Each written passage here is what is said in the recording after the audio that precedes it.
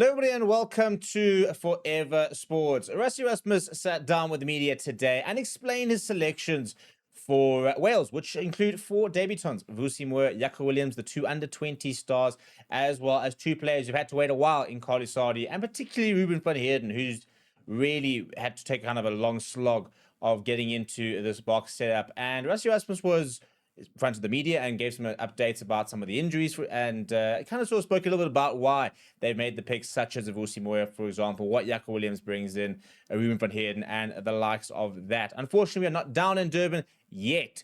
Our reporter was in the car driving down today and unfortunately missed the press conference, but we'll be there from tomorrow onwards. So we will have the rest of the week here on Forever Sports. So make sure you subscribe to the channel as well.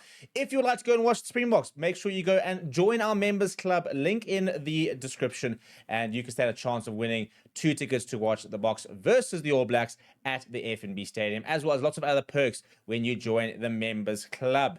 Let's get into some of the topics, shall we? So the first thing obviously was a bit of an injury update, and good news is that Siya Kolisi is apparently basically more or less kind of just at a level where he could play, and is basically fit, but they just said that they wanted to not risk him and make sure that he's kind of fresh for August and fully 100% ready to go. I think if it's the World Cup final this weekend, he'd probably play. But given the fact that it's a side that we don't necessarily need him and we want to try and do a bit of rotation, best not to risk him. And they said that he'll likely basically return against Argentina. Then was explaining on the four new caps, and particularly Vusi Moyo. You know, I mean, it's a pressure cooker to play at number 10 for the Boks, especially when you are 20 years old and barely played at a URC level or at an EPCR level, let alone a test match.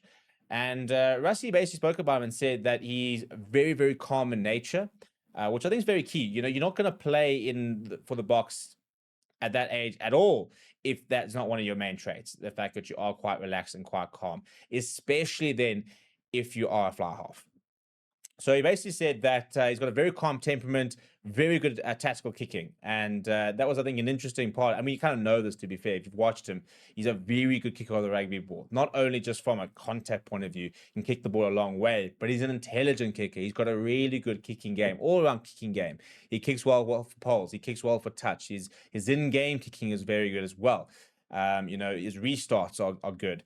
And I think the main thing that Rassie probably really likes about him is he's a big lad, is Vusi Moyo. You know, he very much could play in the centers if he needed to. And Rassie said he doesn't stand back from the physicality. You know, he gets involved. He's happy to throw his weight around. And he's a very physical flower half, which is a dream for any sort of Springbok coaching staff when you've got a flower half who can kick well, is physical. And then he said he's got soft hands, especially considering that you know, he is a Big Ten. And he basically said that they've been very impressed with what he's seen in training, and that's basically all the things they've seen him in training. The question is now, can he do it in the international match? And that's why he's been selected. And I think the Boks do have a bit of an attitude of if you're good enough, you're young enough, you're old enough type of situation. But we've got to put them in the situations to find out. In terms of Siya Williams, he said that he's not just a out-and-out pacer, that he's got good physicality. His defense is good, got decent power, but also X factor. And I think that X factor is something we throw around quite a lot. And what does it actually mean?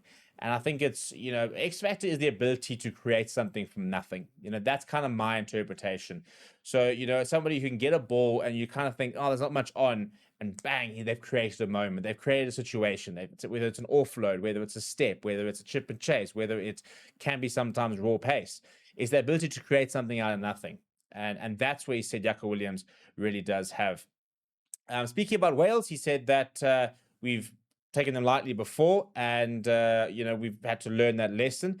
But he said that there's a toughness to Wales. He says Wales are quite similar to South Africa in terms of they pride themselves on their physicality, the fact that they do have a very big sort of fighting mentality. That you know, they've been close to some pretty good results. So he says that they've selected a team that is capable of beating Wales, but also still bringing in some new players, which is true. You know, you could have not played a Jasper Wiese, a Peter Steff, the Toy, and the likes of that, and you've probably gotten the job done.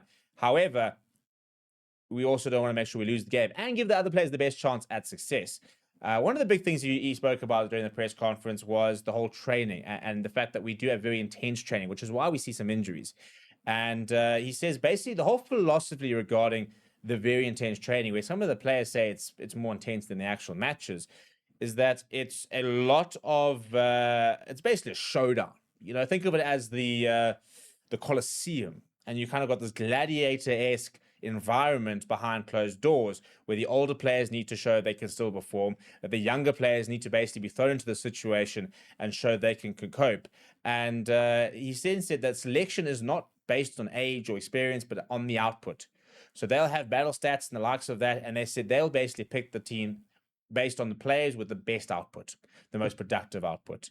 And that's why we train at a high environment. And he said that previously older players have kind of been protected, for example, and they've kind of been pulled along type of thing. And he says that's not the case.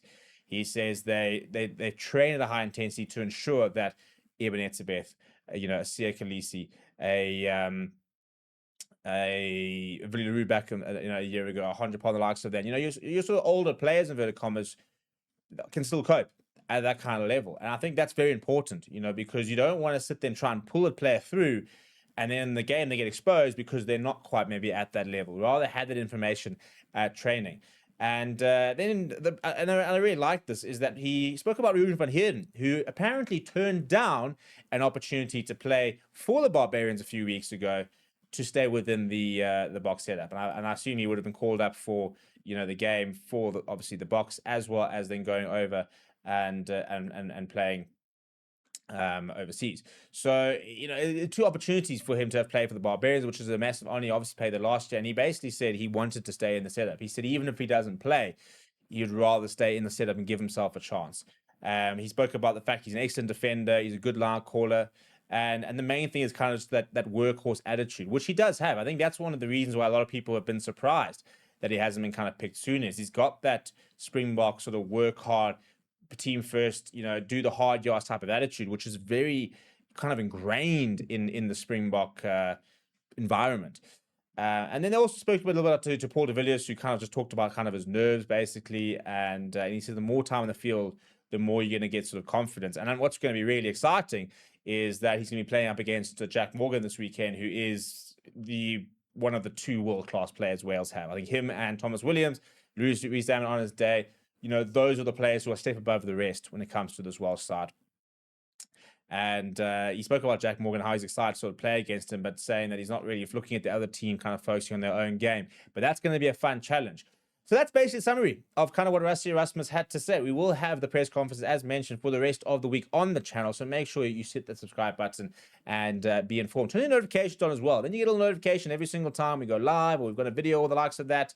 And you can make sure that you are always up to date with everything Springboks here on Forever Sports.